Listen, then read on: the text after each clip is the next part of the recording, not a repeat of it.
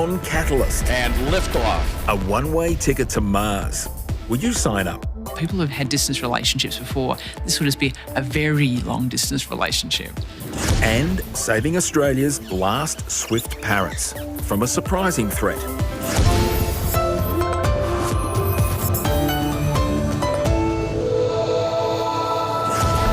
T-minus 1 minute. Engine start box, go. 45. Sitting on top of that rocket is the craft that will take astronauts to Mars. For the first time, humanity will expand to another planet. 5, 4, 3, 2, 1. We are on the path to Mars. That's what's exciting. This is the first time humans will have been on another planet. Going to Mars is the most exciting thing that will happen in the 21st century. And liftoff. So you'll see new technologies develop, new economies emerge, and really a new generation of space explorers will be defined through this process. This is the first test flight of the Orion spacecraft, which replaces the shuttles. It went into orbit around the Earth. Well, it was a great day for Orion. The mission itself was a two-orbit mission. The second orbit projected up to 3,600 miles, the highest a human spacecraft has gone since Apollo 17 in 1972. Service panel jettisoned. And if you're excited by all this Mars talk, there's good news. These days, NASA's not the only game in town. Private company Mars One has already advertised for astronauts to go to the Red Planet and never come back. Would anyone sign up for that? Well, apparently so. We had more than 200,000 applications from people who said, I want to be on your first team. Here's just a selection. No astronaut experience necessary. I am not a scientist. My name is M1K0. I was born 100,100 years ago on Mars. The time for mankind to live on Mars is now. I want to go to Mars because it's the ultimate experience of a lifetime. I want to achieve the best. I want to do amazing things. 24 PhD student in astrophysics. Let's go to Mars. Mars One says, unlike NASA, they're going to use private money to get people to Mars. They also say they're going to get people there much sooner. In fact, 2027 is the date they're talking about at the moment. But the key difference is they'll do it much more cheaply, primarily because they're not bringing the astronauts back.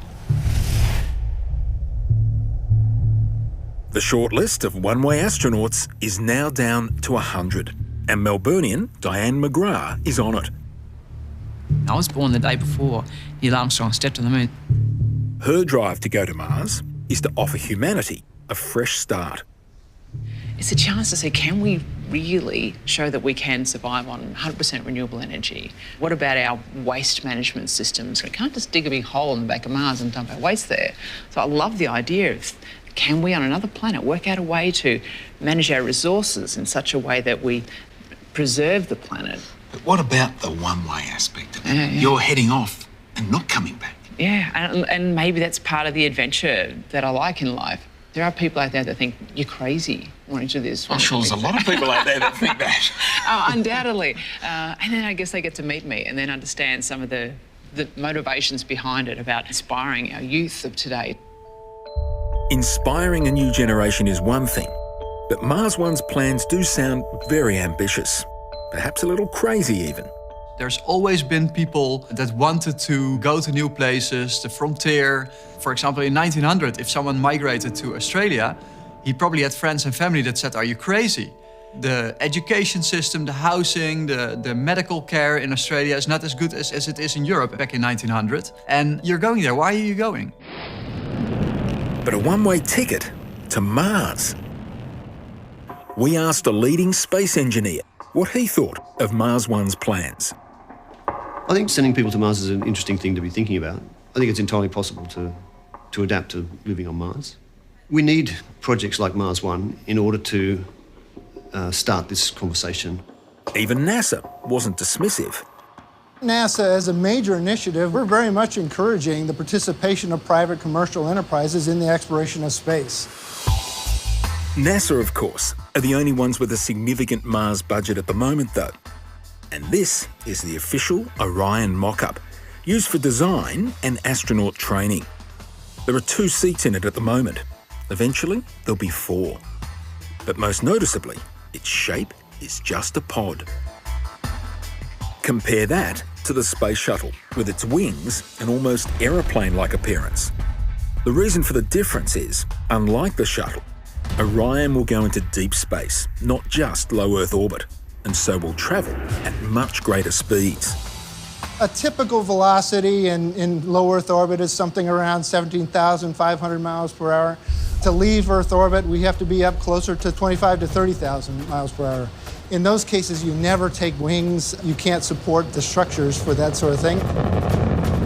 A new launch rocket also has to be developed to get Orion to those high speeds.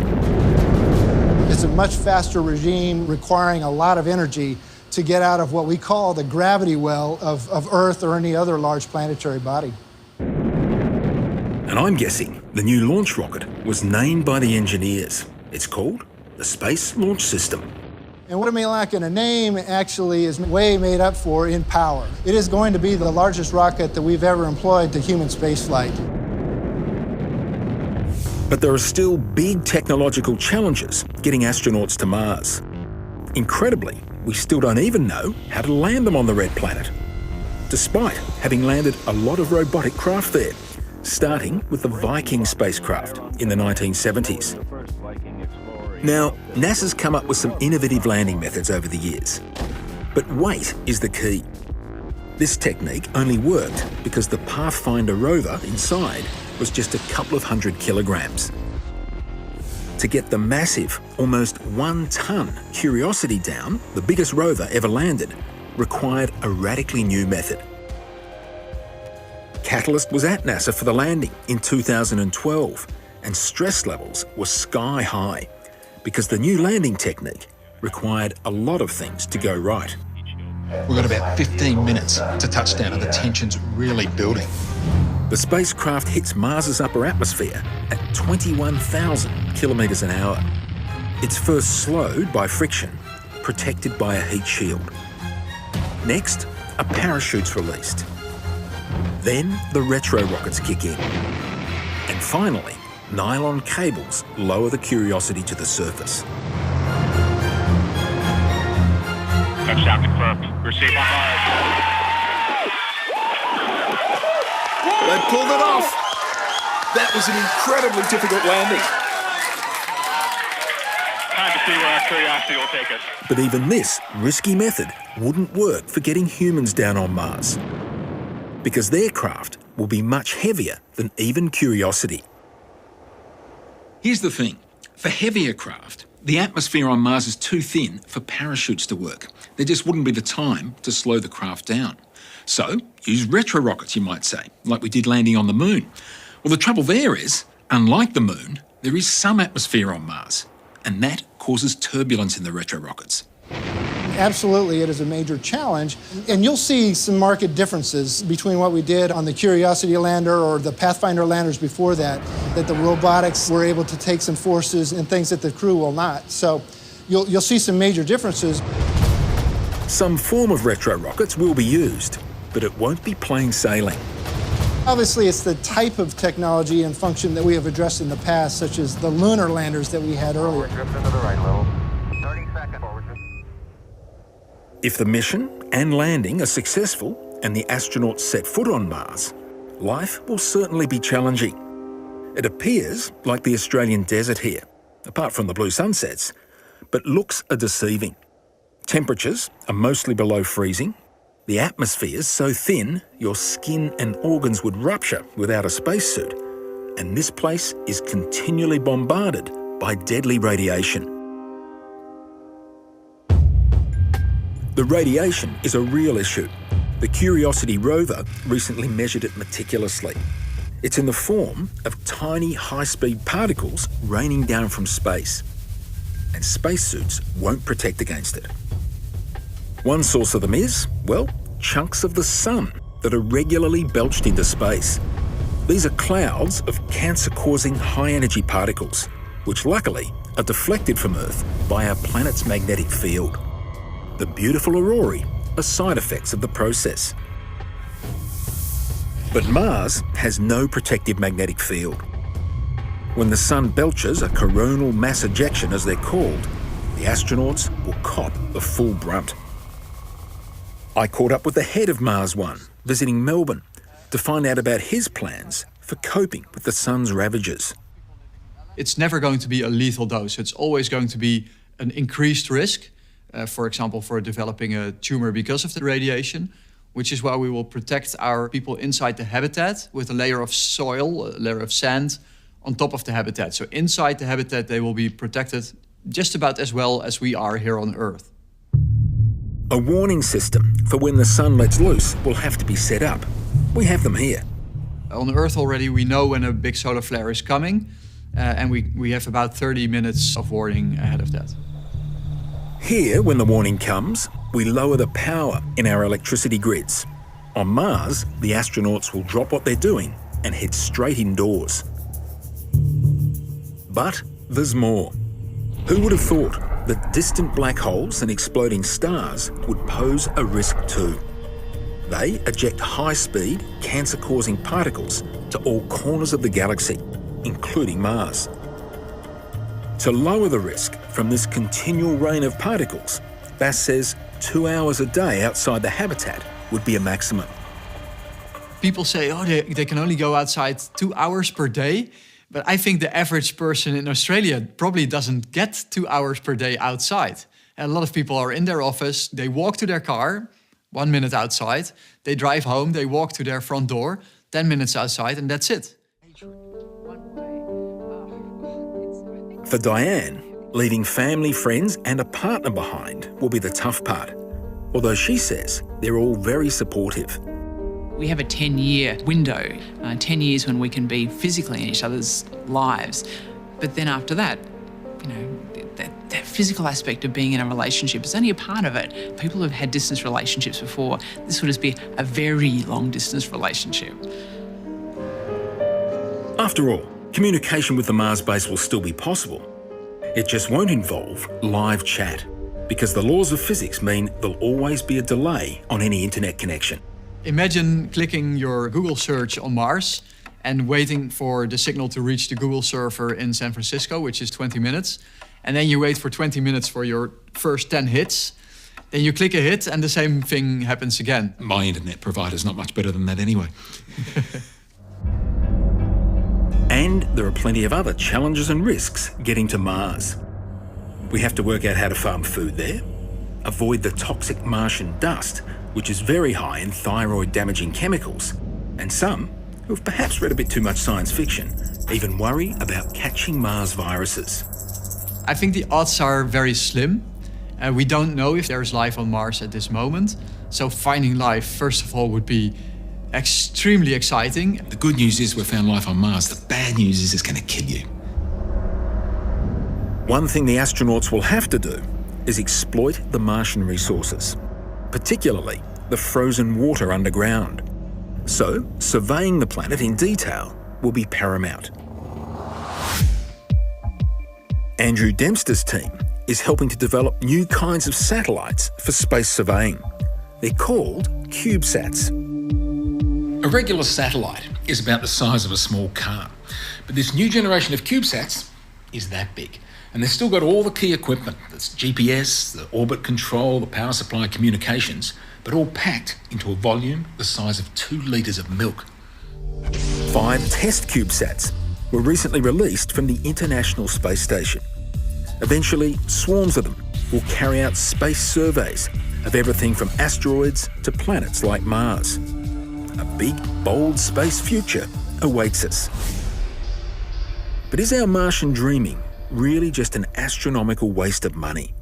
Why not just say we've got enough problems here on Earth, we don't need to go to Mars? Politicians say, well, every dollar spent on Apollo gave us $14 in return in economic value. But I think that the most valuable thing that came from the Apollo missions were actually the pictures and the words and the stories and the videos. That's inspiration, and that's how kids get interested in pursuing a science career. That's how people get inspired to think big and to pursue their dreams. Yeah, I mean, it's a really interesting point, I think, of how many scientists were inspired by the Apollo landings. I wagged school for the day, basically, so I could watch it happen. It's one small step for man. But Mars One has some very high hurdles to jump. For a start, there's still to raise the money from private investors. And their goal of a 2027 landing seems optimistic. Mars One, as it's currently designed, will not succeed. But, it's a starting point, and there's no reason why, with a bit more work, it wouldn't be feasible. In marketing, we usually say you set your goal in stone, but your plan in sand. And for Diane, the goal is very definitely set in redstone. There's something about the dreams we have as kids that we start to take on this yoke of responsibility as we grow up, and mortgages and houses and families. And why do we stop dreaming? I don't think we have to stop dreaming.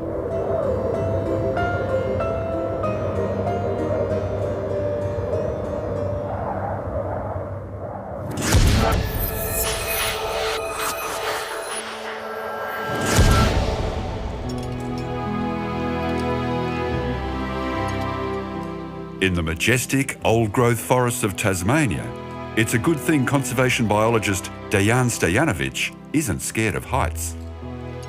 For me, when you're at the top of an enormous forest giant and you can see the ocean on one side and snow-capped mountains on the other, I would never take an office job. But all is not as tranquil as it seems. So I climb trees and I see dead nest after dead nest after dead nest. There's a surprising war between two unlikely combatants, the showy swift parrot and the shy sugar glider. And the battle is all about real estate.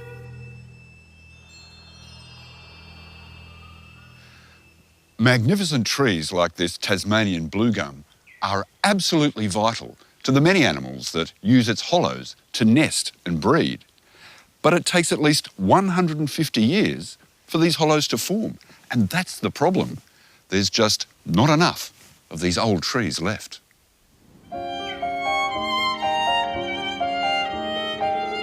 Old-growth forest has been decimated by logging and land clearing.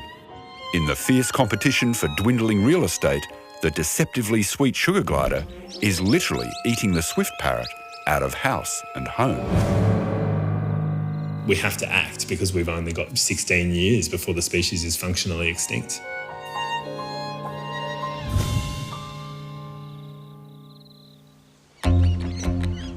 Of all the birds on the planet, there are only 3 migratory parrots. Endemic to southeast Australia, the swift parrot is one of them.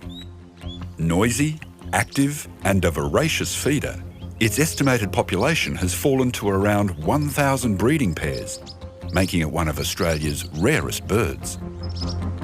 Every swift parrot in the world flies to Tasmania in the summer to breed. So there's this key moment in time when the entire population is funneled into a tiny bottleneck, which is Tasmania. During the breeding season, they feed only on flowering blue gums and black gums. But these trees don't flower every year. Unlike a lot of birds, swift parrots focus on a really variable resource, and so they move around the landscape, and so you can have hundreds of kilometres separating places where swift parrots breed. So you know where they might be, yes, or they could go, but you don't know they're there until they actually turn up. Exactly. For Dejan and fellow researcher Matt Webb, this annual moving target makes swift parrots a challenge to study. Over the last decade, they've been monitoring 1,000 different sites every year across the entire southeast of Tasmania. One of the really important things that's come out of that work and the modelling that we've done is that really it's only a small fraction of the breeding range that's actually available each year, and it's due to these flowering patterns. Although it's just turned spring, it's still a bit early for swifties to arrive.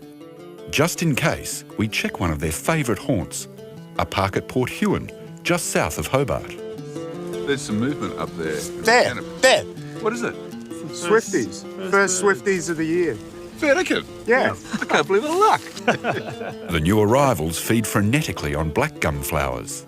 Once they pick an area where there's good flower, they then have a second requirement of old forest, which has hollow-bearing trees, because swift parrots don't nest anywhere. They nest in tree hollows, but they don't just nest in any old tree hollow. They like a small entrance to exclude predators. They like a deep chamber of about 40 centimetres or so that they can put their eggs and nestlings as far away as possible from the entrance.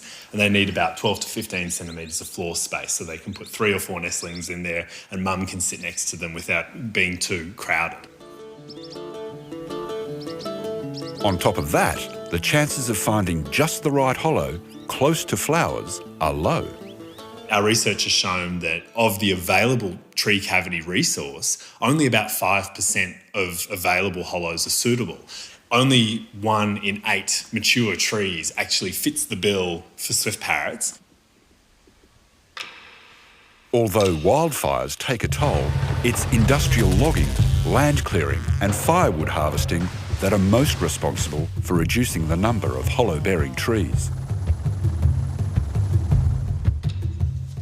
And I mean, not so long ago, this whole region would have been covered by amazing wet eucalyptus forest, old growth trees, 3 or 4 metres diameter is the average tree.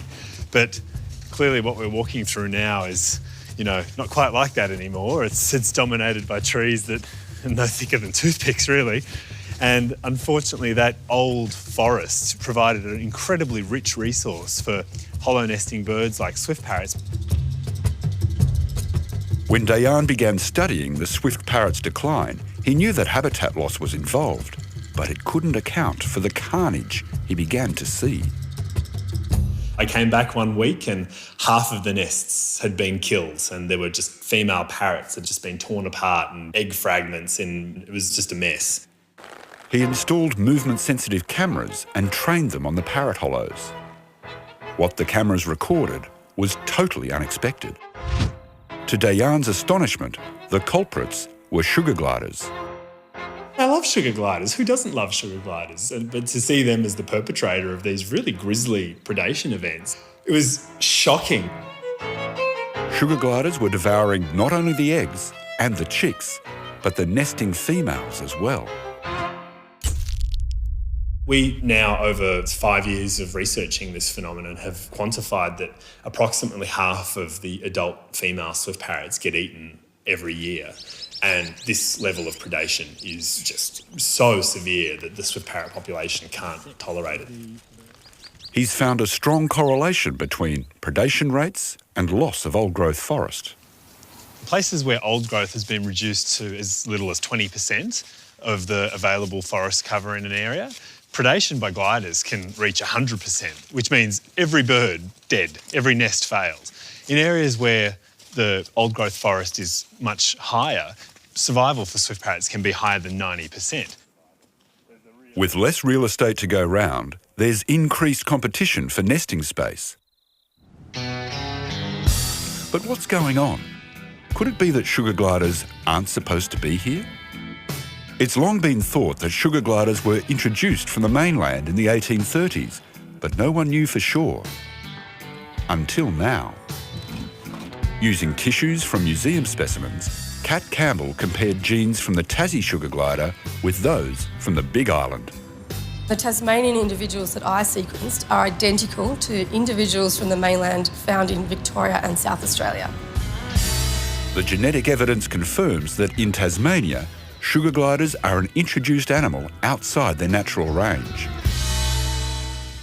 While sugar gliders are now common throughout the state, the good news for swift parrots is that they haven't made it to the surrounding islands, like here at Bruny. Swift parrots that nest on the islands, on average, have extremely high success rates. In excess of 99% of the birds that nest on Bruny Island do really well.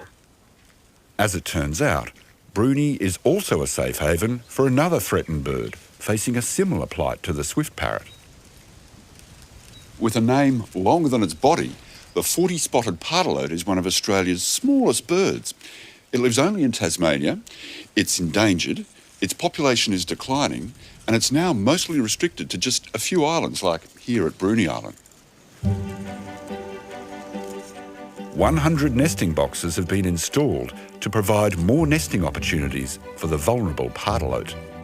They've had a really high rate of use, so at least half of those boxes get used annually by 40 spots. And there's clear evidence that pardalotes A, will use boxes, B, can rear their nestlings successfully, and C, can occupy new locations where they didn't used to be because of hollow limitation. This successful tactic inspired Dayan's colleague and wildlife photographer Henry Cook to do something similar for swift parrots. Capitalising on the bird's charisma, Henry set up a crowdfunding campaign.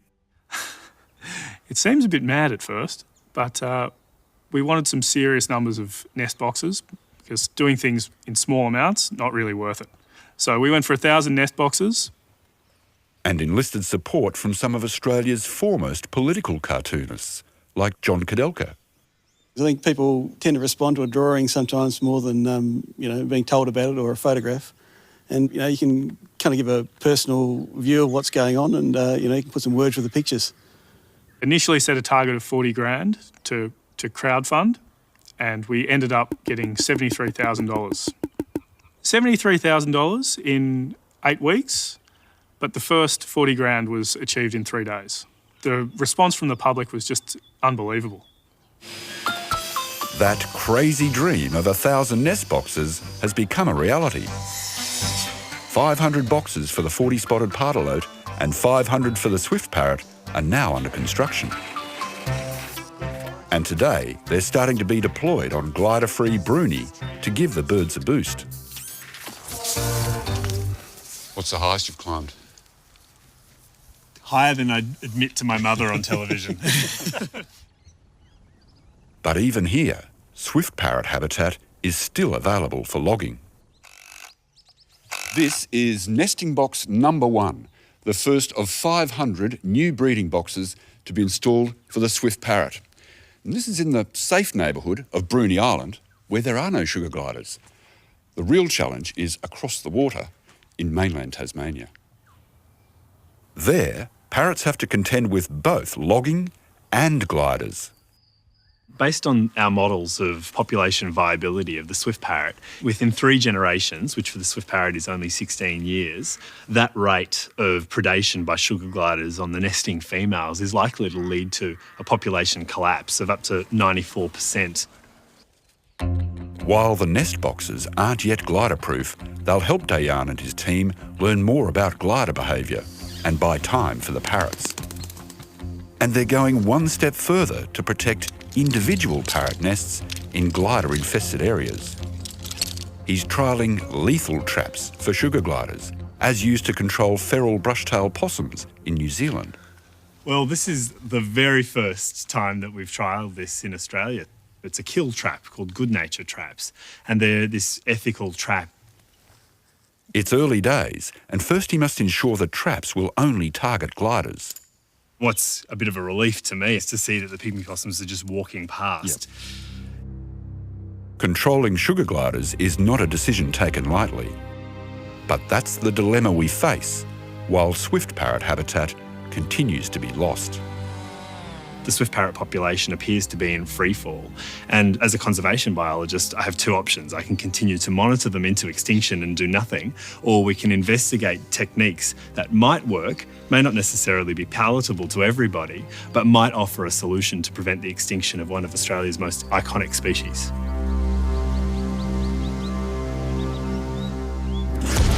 Next week on Catalyst, could our relentless pursuit of good health be making us sick? Medicine should probably be leaving the well to be well instead of constantly trying to find something wrong with them.